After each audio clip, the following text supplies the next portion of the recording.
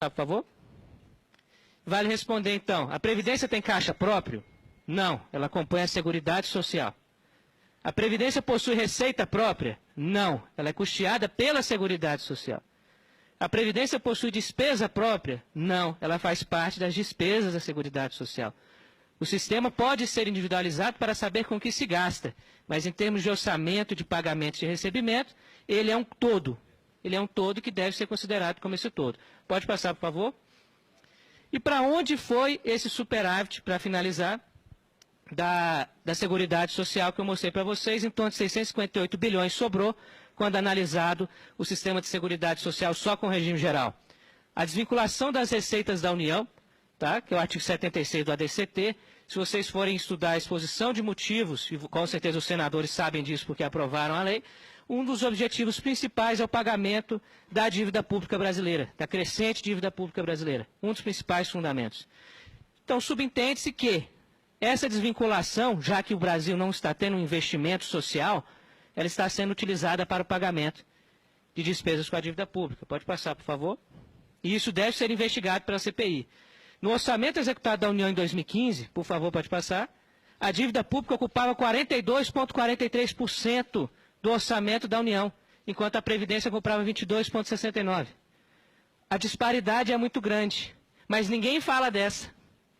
Pelo contrário, quando se cita de dívida pública, querem culpar quem defende, quem é contra a dívida pública de caloteiro. Ninguém quer dar calote, a Fatorelli vai explicar isso muito claramente ao final. Ninguém quer dar calote. Só precisa saber o que está sendo pago, porque isso ocupou em 2015 42% do nosso orçamento.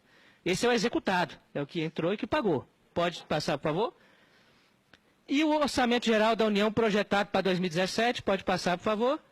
Aumentou de 42 para 50,66 o gasto com dívida pública, uma dívida que nunca foi auditada, uma dívida que só se paga juros, porque ela não é amortizada, isso os números mostram, e a Previdência ocupou 19% do orçamento previsto para 2019. Nós estamos diminuindo o gasto com Previdência, aumentando o gasto com dívida pública, mas ninguém fala da dívida pública. O problema é sempre a Previdência Social. E como eu acho que os colegas vão falar, principalmente o pessoal do regime próprio, o resto que vão falar de regime geral, a doutora Jane, a doutora Adriane, o problema da reforma atual é atacar principalmente o regime geral.